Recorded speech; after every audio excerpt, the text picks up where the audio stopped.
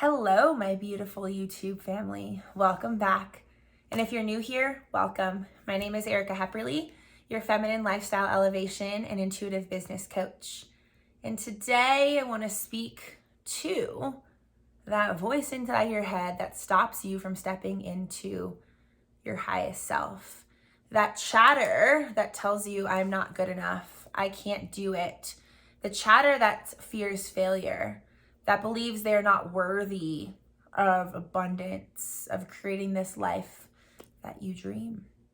It's that inner voice that tells you you have to look a specific way in order to receive love, in order to receive acceptance, abundance.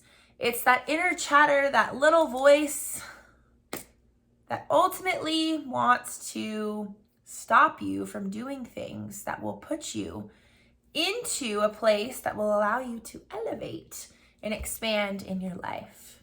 And the reason why I said I want to talk to this voice is because that voice is not actually you. It's not actually your truth. Before we start to break down what that voice is, I want to speak about your ego. And so we have our inner child, our ego, and our highest self is how I personally like to explain it.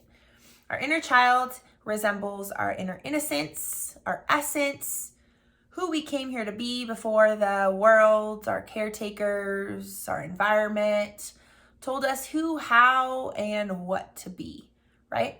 And so that's the essence of where we came from. Our highest self is where we're going or who we already are, right? It is our soul. It is our highest self. It is truly who we can get back to when we strip, release, or let go of all that is living here in our ego. And what is our ego? Our ego is our protection mechanism. It's like our inner parent. It likes to keep us safe from anything that is unknown, anything that is unfamiliar. And a lot of times when I explain this, people will say, well, why would it want to keep me safe from success? Why would it want to keep me safe from abundance? Why would it want to keep me safe from love, right? It keeps you in what is familiar. And so if you grew up in, let's say, chaos, where you were in a loud household, maybe there was some stuff happening in your household, but that's what you grew up with, that's what's safe. Maybe your family didn't have a lot of money. Maybe you lived in an area that was not as safe as your soul desired, right? But that's what's normal. That's what your norm is. And I always like to explain it like this. Imagine you grew up in a household that was really loud, really rambunctious. There was a lot going on all of the time. And then maybe you go to a friend's house who maybe they're more quiet. Everything's really like particularly put into place. It seems like you have to tiptoe around everything because you don't want to mess anything up. That then would feel unsafe, right? Because it's not familiar. You'd be like, why is it so quiet in here? Why is everything so tidy? Why is it so perfect, right? And then vice versa. If you grew up in a household that was everything was put together, you had to like clean everything, you had to put everything back in its exact place, it was really quiet, you couldn't have friends over. When you go to the household that is loud, that feels unfamiliar. That feels unsafe, right? So you can see how what is familiar is actually what is safe to your ego. And so I always like to explain the ego like this. Imagine your ego is a parent to a child that's trying to learn how to swim. And so the child wants to go jump in the water, but the parent says, no. You've never been in the water. You don't know how to swim. We can't just let you go in the deep end. So the parent then starts to say, I don't think so. You haven't done this before, right? And the child says, well, what if I just could sit on the edge and put my toes in the water, right? The parent might be like, okay, actually, yes. But make sure you have your floaties on because I don't want you jumping in. I want you to be safe. Sit on the edge, and only put your toes in. So the kid sits on the edge, puts its toes in, and it's safe. So now the parent, the ego, is like, that little step, that wasn't too bad. So now the kid says, ooh, can I put my butt on the first step? And so I'm in the water, but like I still have my water wings on, but I'm on the edge, I'm on the steps. And the parent goes, well, you did a really good job sitting on the edge with your toes in the water. So sure, put your butt in the water, keep your water wings on, don't move from there, right? So you can see how this little child is your highest self or your soul self asking to create the familiarity.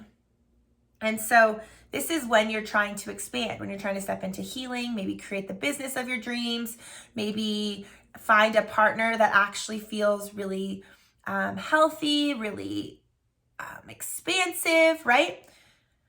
So your parent self, then the kid's like, okay, well, I did well on the first step. Now can I just hold on to the ledge and like put my whole body in the water? And the parent's like, I don't know. Okay, maybe, but as long as you have your water wings on, and as long as I'm standing here and I'm holding you. So now you're seeing how it's stretching the limits. You're going step by step, day by day, executing little things that create trust between your soul and your ego. And that's going to allow the expansion. Because imagine now the kid's holding onto the edge, that the kid wants to go jump into the deep end without the water wings. The ego's like, oh shit, no, right? That's when you try to take a leap rather than taking a step. You have to understand that sometimes your ego is going to freak out. Sometimes your ego is going to say, oh, that's not safe. It's only because it knows what's familiar. And because the edge, the ledge was slowly expanded into creating familiarity, sometimes that big leap of faith you want to jump into feels scary. It doesn't mean it's wrong, right? Because imagine that this little child actually had been going to swim lessons with the father the entire time, but the mother just didn't know because maybe the parents were divorced. So it's limiting what the child can do, right? So you can see that you have to sometimes have a conversation with your ego or your inner critic. And so in your ego, I like to explain it as the protection mechanism to all these sub-personalities that live within your being. And those sub-personalities are going to be personalities, which if you look at the root word of personality, it's persona or a mask. So a mask you put on to change your persona. You can interchange between these personalities. Your personality is not actually truth. It's a mask that you're wearing within your ego. And so from that, you can see how if you go in to have a conversation with each one of these sub-personalities, you can understand why it came there in the first place, knowing the overall purpose for your ego is to keep you safe. Then all the sub-personalities in there are probably have shown up for something positive. And so I like to do voice dialogue and shadow work with these sub-personalities or your inner critic that comes in. And for the sake of this video, we would have to facilitate those in like a one-on-one space back and forth. So if you're interested in diving into these inner critic sub-personalities, you can go ahead and just look at the link below. We can go ahead and schedule a discovery call and get you sorted with the shadow work and voice dialogue. But for the sake of this video, I had a client who had an inner critic that was so critical of her physical body. And because she was so critical of her physical body, the inner critic was screaming so loud, stop eating, you're disgusting, I hate the way we look, if only you were smaller, you'd receive love, right? And it was all around her physical body. And it was just those inner whispers that she couldn't get to go away for her entire life. And so we went in and we had a conversation between her and her physical body and the inner critic to see why the inner critic has shown up or is so loud in her head. And when she could really start to understand that this inner critic was actually just another personality that lived within her, she can remove that sub-personality, that inner critic around her physical body and have a conversation with it. And through the process, we went into her trying to understand how she could possibly learn to love this nasty voice inside her head. But why can't I just get rid of it? She would say. And I tried to explain to her, well, think about these subpersonalities as a protection mechanism of some sort to keep you safe. They're there to help you stay protected, to help you feel accepted, to make sure that you always received love. So it's going to hide aspects of you in your shadow that are not able to allow you to feel safe, or have never allowed you to experience love, right? Maybe at one point in your life, someone told you it was not beautiful to be a size X, Y, and Z, right? And so you've created that to protect yourself by beating yourself up for your size. And so when I told her you can go in and have a conversation with this inner critic to find out why it showed up, she just couldn't wrap her head around it until we took her into the actual experience, the actual activation. And she started to have this conversation where her inner critic was like, well, just put down the food. Just stop eating the food. Just eat when you're hungry and put it down when you're done. And as she was coming in from a place of compassion and trying to understand this inner critic, the inner critic started to soften. And she realized that this inner critic was actually there to speak loud and try to catch her attention like an alarm clock, to wake her up, to focus her coping mechanisms not on the food, to not find pleasure in the food, to not find distraction in food, but to speak so loud to turn her back into herself so she's able to listen to what she needs, wants, and desires. And she realized she needed stillness. She needed to listen to what her soul was trying to speak to her. She needed to be in stillness, listening to music, stopping and watching the trees change colors, right? The simple things. Because she was neglecting herself. The inner critic that was so meanly speaking about her body was really just trying to shout and holler so she would come back home and pay attention to what was happening within, rather than trying to find validation through food, through distraction through food, through comfort through food, right? It was trying to help her to learn to turn inward and love herself. And that's the process of the voice dialogue that she came to. Holy shit. And she said to me at the end of this session, damn, Erica, I don't know what kind of voodoo you do over there, but that was wild. And so she's learned to create a relationship with herself. And she now knows when she hears that voice speaking mean things about her body, it's not actually, it's about the body. It's just her alarm clock to turn her and wake her up to paying attention to what her soul is longing for, or maybe even her inner child is longing for. And so we can use these shadow aspects or these sub-personalities or these inner critics in our ego to learn ourselves more. And knowing that these inner critics or sub-personalities came at one point or another to make sure that we received love, to make sure that we were safe, protected, right? Knowing that they came here for a positive reason, we can't just try to get rid of them or change them. It's way more powerful to try and create a relationship with them, a friendship with them. Invite them to the party of your life, right? Because it's like a friend. If you met a friend and they were there for you during your deepest, most darkest, most painful times in your life, and then you were good all of a sudden and you were just soaring through life and you're like, okay, I don't need you anymore, I'm done with you. The friend would be like, what the fuck?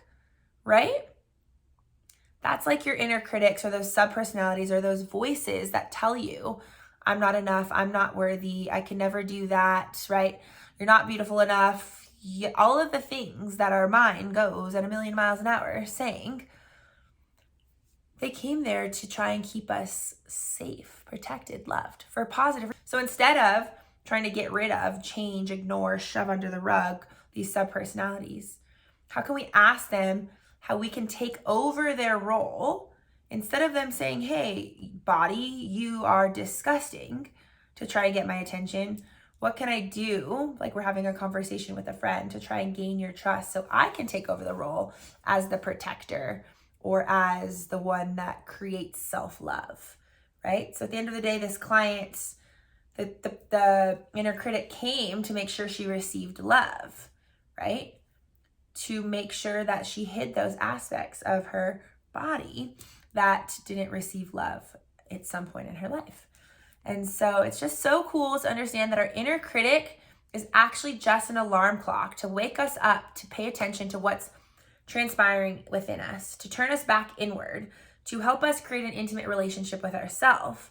And when we can do these shadow works and these voice dialogues, we can understand that all of these pieces are so beautiful. The ones we even deemed as wrong or disgusting or that we neglected are equally as beautiful as the ones that we praise, that we love, that we shine light on. Because the law of polarity states everything has an opposite and you need both, right? So powerful.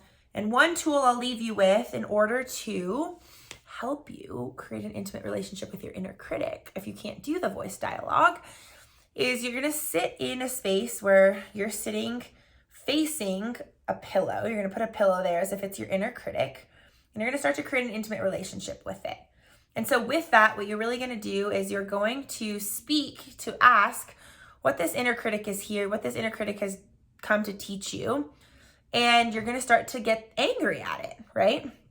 Then you're going to switch positions. You're going to go into the seat of the inner critic, and you're going to answer as if the inner critic is speaking now to you, but you're doing it from that space. So you're switching positions. And now you're going to say everything that you need to say from the inner critic to yourself in order to see what comes up. And you'll go back and forth through this role. And if anger comes up or sadness comes up, right, you'll really get to fully express from both aspects, from yourself and your inner critic self.